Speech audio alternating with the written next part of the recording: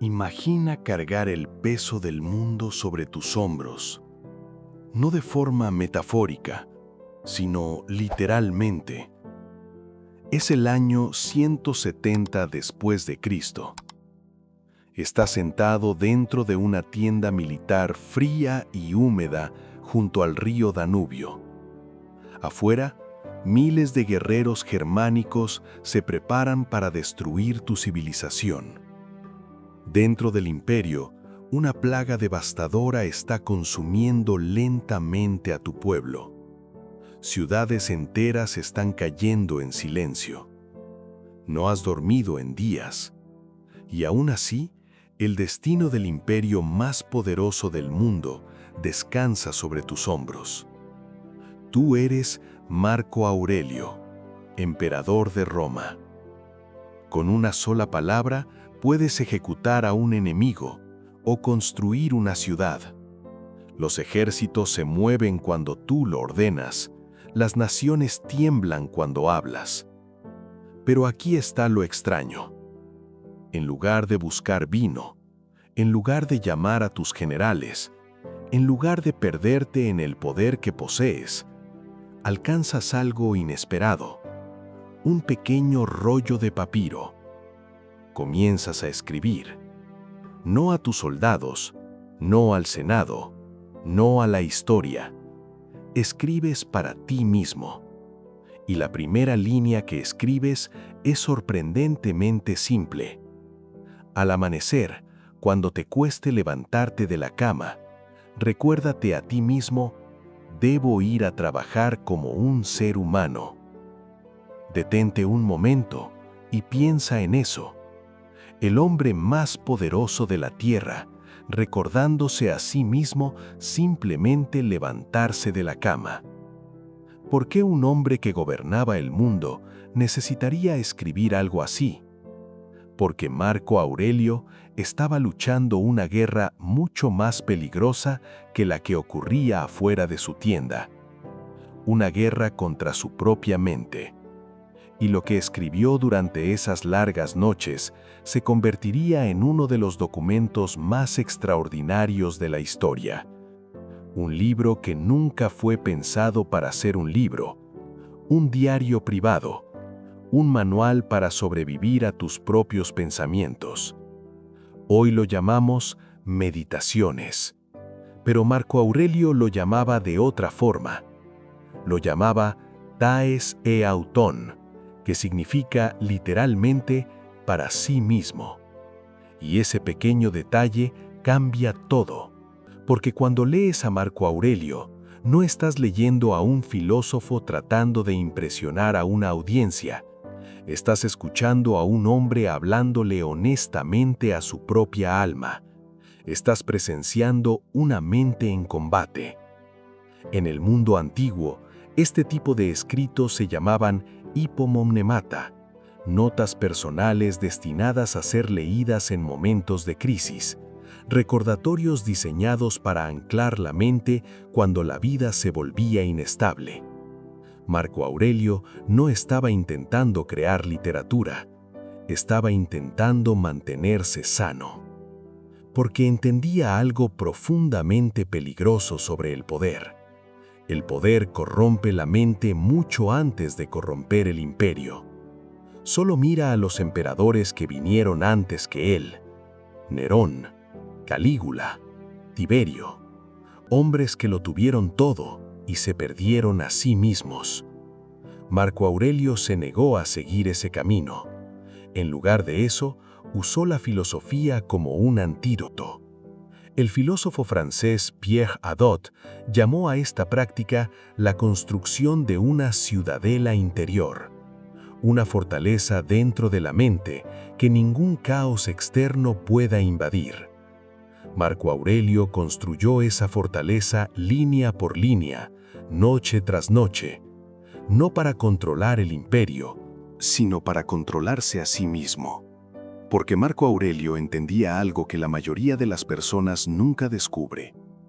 El imperio más importante que gobernarás en tu vida es el que existe dentro de tu mente.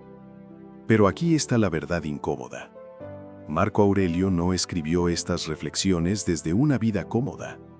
Las escribió en medio de la tragedia. Enterró a 8 de sus hijos. 8. Imagina cargar ese dolor. Sufría enfermedades crónicas que lo dejaban en constante malestar físico. Y cada día despertaba sabiendo que el destino de millones dependía de sus decisiones. La mayoría de las personas se habría derrumbado bajo ese peso. Entonces, ¿cómo logró resistir? Marco Aurelio confiaba en una idea psicológica extraordinaria que siglos después, la ciencia moderna redescubriría. Hoy la conocemos como la segunda flecha. Imagina que una flecha te atraviesa.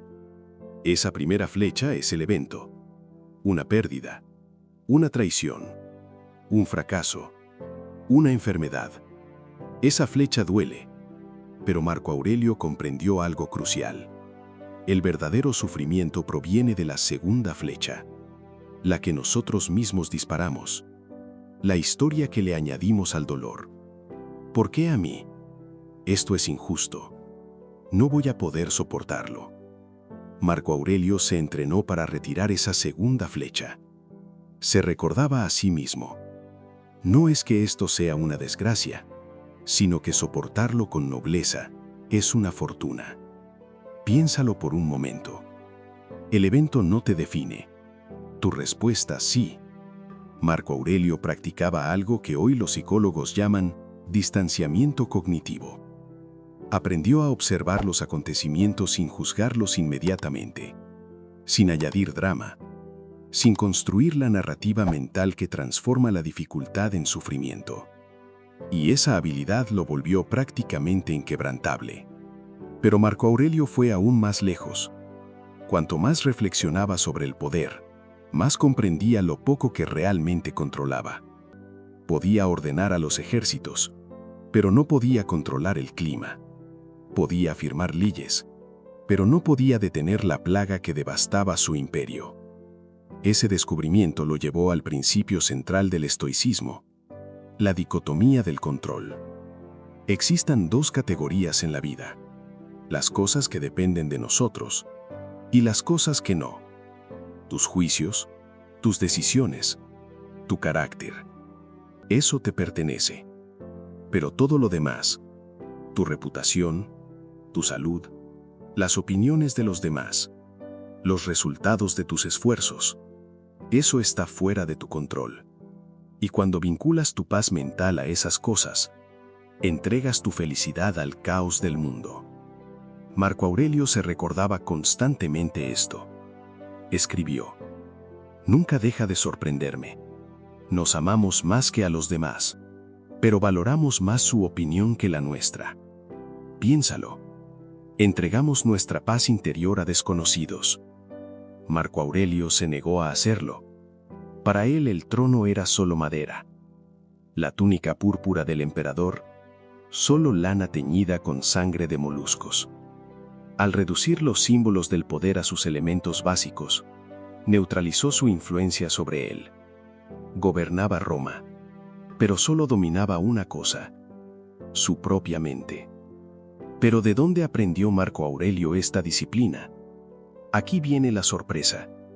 No de un emperador, de un esclavo. Su mayor maestro fue un hombre llamado Epicteto. Epicteto nació esclavo. Su amo una vez le torció la pierna con tanta violencia que se la rompió.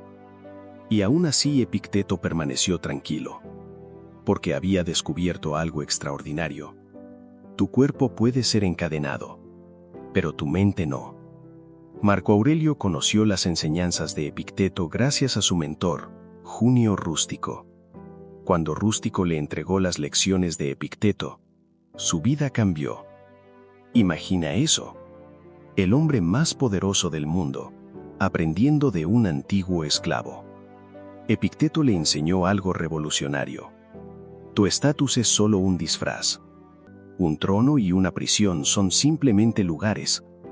Lo que importa es cómo decides vivir dentro de ellos. Marco Aurelio absorbió esa lección profundamente. Incluso se advertía a sí mismo contra algo que llamaba volverse cesarizado. la corrupción del alma causada por el poder. Por eso Marco Aurelio no admiraba a emperadores como Nerón. Admiraba a los maestros invisibles de la virtud. Y por eso Meditaciones se siente tan moderno. Porque no es solo filosofía. Es una colección de ejercicios mentales. Una caja de herramientas para sobrevivir al caos de la vida. Uno de sus ejercicios favoritos era la descomposición. Miraba los lujos de su vida y eliminaba su ilusión. El vino era solo jugo de uva fermentado. La carne era solo un cadáver. La fama era solo el sonido de lenguas aplaudiendo. Al reducir las cosas a su esencia física, les quitaba su poder emocional. Otro ejercicio era la visualización negativa. Cada mañana se recordaba: hoy trataré con personas entrometidas, ingratas, arrogantes, deshonestas, envidiosas y de mal humor. Eso no era pesimismo, era preparación. Al esperar dificultades no se sorprendía cuando aparecían, y podía responder con paciencia en lugar de ira. Pero quizás su ejercicio más poderoso era lo que hoy llamamos la vista desde arriba. En las noches silenciosas de su campamento, Marco Aurelio imaginaba elevarse sobre la tierra, primero sobre su tienda, luego sobre el Danubio, luego sobre todo el Imperio Romano, hasta que el planeta entero se convertía en una pequeña esfera flotando en el vacío. Desde esa altura, las guerras humanas parecían discusiones entre hormigas. Marco Aurelio escribió: Asia y Europa son solo rincones del universo. Desde esa perspectiva, sus problemas se reducían, no desaparecían, pero recobraban su proporción. Marco Aurelio recordaba que no era el centro del universo. Era solo una pequeña parte de algo inmenso. Los estoicos le llamaban a esto simpateia, la comprensión de que todos formamos parte de un mismo organismo vivo. Y cuando Marco Aurelio regresaba a sus deberes, lo hacía con un corazón más ligero, porque ya no era solo un emperador defendiendo una frontera. Era un ser humano cumpliendo su papel en una historia mucho más grande. Marco Aurelio murió en ese mismo campamento fronterizo en el año 180. Nunca supo que sus notas sobrevivirían. Nunca supo que 2000 años después, personas de todo el mundo encontrarían fuerza en sus palabras. Meditaciones nunca fue pensado para ser publicado. Solo fue el intento honesto de un hombre por dominarse a sí mismo. Y quizá por eso perduró. Porque Marco Aurelio demostró algo eterno. Si el hombre más poderoso del mundo tenía que luchar cada día para dominar su mente, entonces la verdadera batalla de la vida nunca fue el poder. Fue la perspectiva. Marco Aurelio no intentó controlar el caos del mundo. Se concentró en controlar lo único que realmente le pertenecía: su carácter.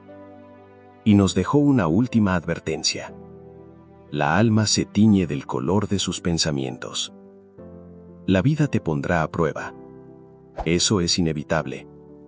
La única pregunta es esta: ¿de qué color decidirás teñir tu mente?